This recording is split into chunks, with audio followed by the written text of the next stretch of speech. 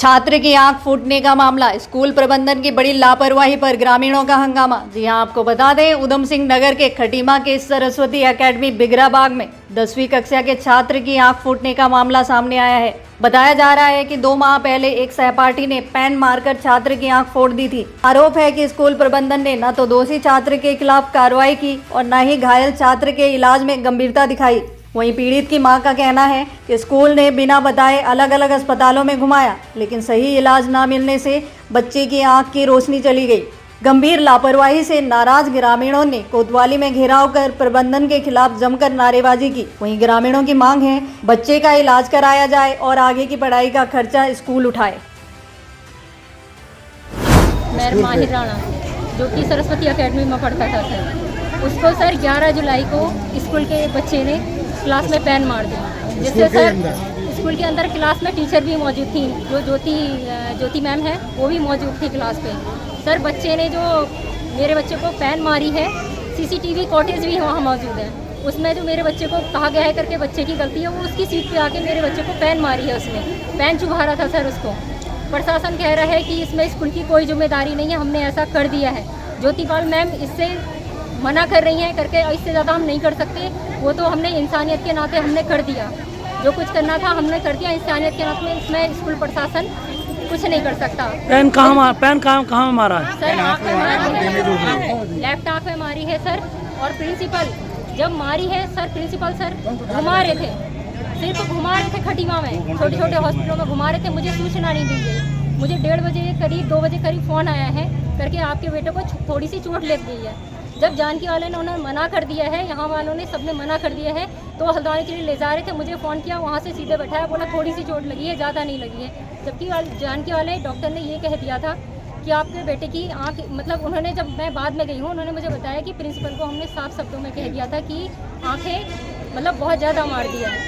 जब हल्द्वानी जब हम लोग ले गए दृष्टि में, जब मैं ले गई हूँ अपनी बच्चे को ऐसी हालात में, सर अपने बच्चे को ऐसी हालात में जब मैं वहाँ ले गई हूँ, तो प्रिंसिपल सर अकेले ले जा रहे थे मेरे बच्चे को कार में। जब मैं प्रिंसिपल सर से मिली हूँ तो अकेले ऐसे घुमा रहे थे मेरे बच्चे को। ना तो स्कूल का एक बच्चा था, ना स्कूल का स्टाफ था सर, कोई भी उसके साथ नहीं था। मैंने उनसे कहा सर एम्बुलेंस कर लेते हैं, जल्दी पहुँच जाएंगे। उन्होंने कहा नहीं, क्या कहते हैं, मैं पहुँचा दूँगा, मैं आपको 1.5 घंटे में पहुँचा दूँगा। फिर भी मैं सर उनके साथ ऐसे ही गई हूँ। वहाँ जाके इन्होंने आयुष्मान कार्ड फाइल बनानी शुरू कर दी। मैंने इनसे बोला सर पहले मेरे बच्चे की आँख दिखाओ, लेकिन उन्होंने सर मेरे बच्चे की आंख दिखाने की बजाय उन्होंने आयुष्मान की फाइल बनानी शुरू कर दी।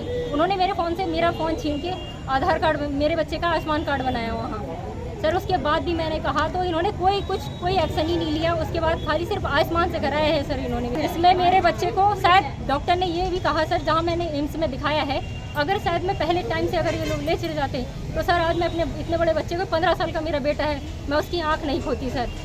आज मैं इतनी परेशान हूँ सर। मैंने यहाँ तक कि सीएम, शासन प्रशासन से सर मैं कब से सबसे वो कर रही हूँ सर, लेकिन कोई, सर मैं स्कूल के खिलाफ कार्रवाई करना चाहूँगी सर। आपका नाम?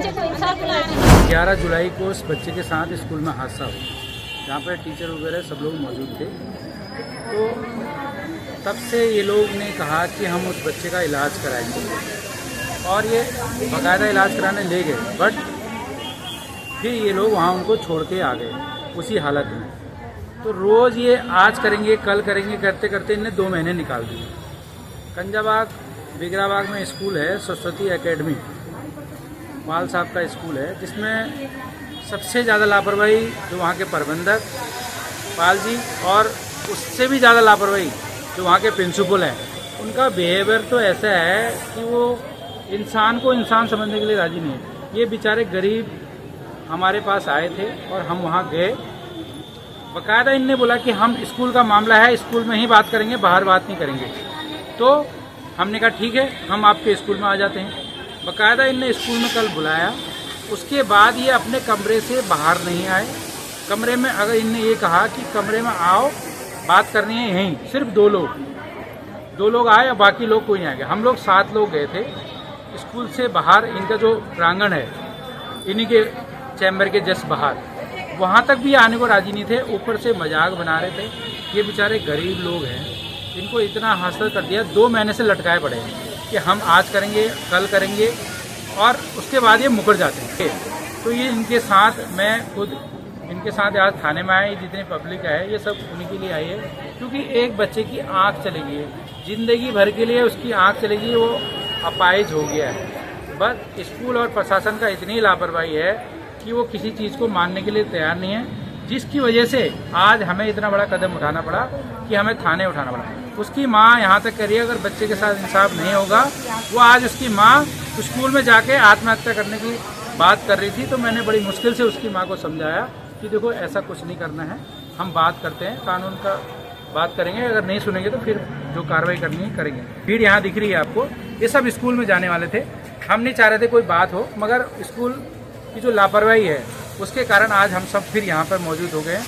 अगर ये हमारी बात नहीं मानेंगे, बच्चे के साथ इंसाफ नहीं होगा, इनके साथ गलत हुआ तो बाकायदा हम लोग खड़े रहेंगे, जैसा ये चाहेंगे वैसा हम करेंगे। और कल के दिन अगर ऐसी कोई बात हो गई, इनके साथ गलत हुआ, तो स्कूल में अगर धरना प्रदर्शन करना पड़ेगा या स्कूल की अगर और कार्रवाई करनी पड़ेगी तो हम इनके साथ लगातार खड़े रहे। विद्यालय प्रशासन अभी आया है, प्रबंधक साहब को बुलाया, वो तो आए ही नहीं, ठीक है। उसके बाद उनके देवर आए हैं यहाँ पर और प्रिंसिपल आए हैं, वो कह रहे हैं ठीक है हम इलाज करेंगे। उनका कहना है कि बच्चे का इलाज हम कर देंगे।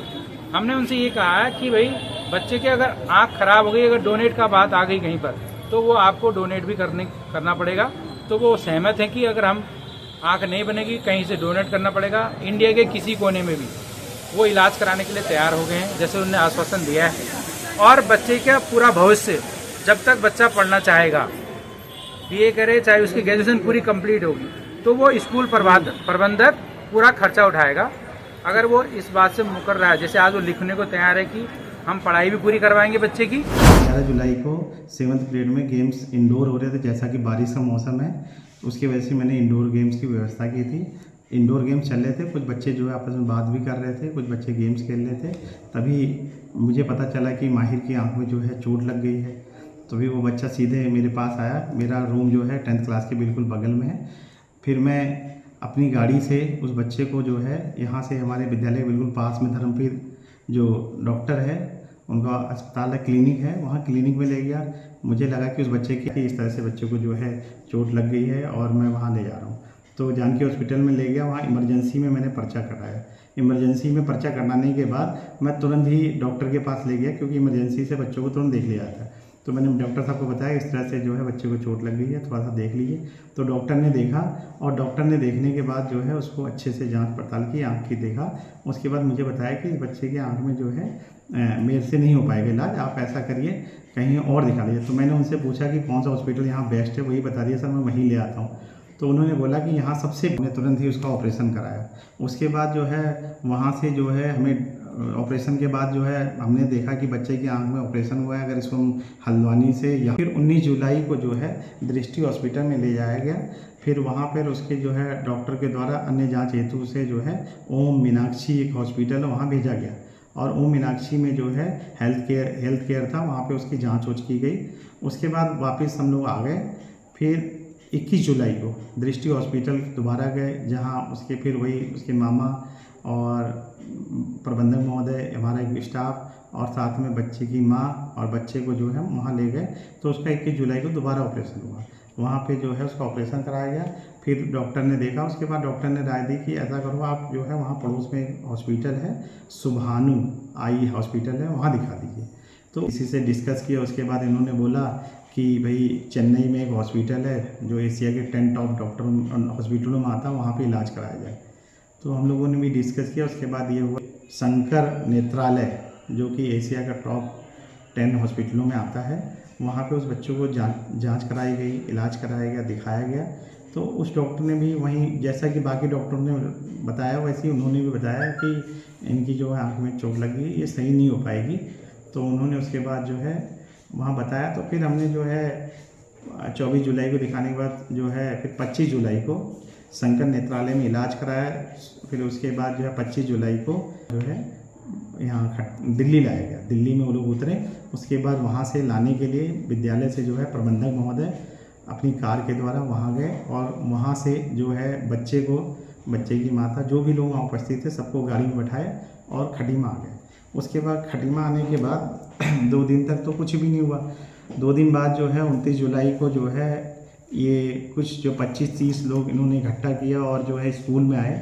स्कूल में आने के बाद जो है इन्होंने हम पे बहुत सारा दबाव डाला और जो है इनके द्वारा दबाव बनाया गया और जो है बहुत सारा बार बार परेशान किया जा रहा है, जबकि विद्यालय जो है बच्चे का इलाज कराने के लिए तैयार है, हर संभव इलाज कराने के लिए तैयार है, लेकिन इनके द्वारा जो है 25-30-40 लोगों का ग्रुप बुलाकर जो है अलग अलग तरह से ये लोग परेशान कर रहे हैं, विद्यालय पे दबाव डाल रहे हैं, जगह जगह जो है स्कूल का नाम बदनाम कर रहे हैं, इस तरह से विद्यालय की छवि खराब कर रहे हैं, जबकि विद्यालय जो है अभी भी इनके इलाज के लिए तैयार है और भविष्य में भी जो भी अगर इलाज होगा तो उसको करने के लिए संभव प्रयास पूरा करेगा।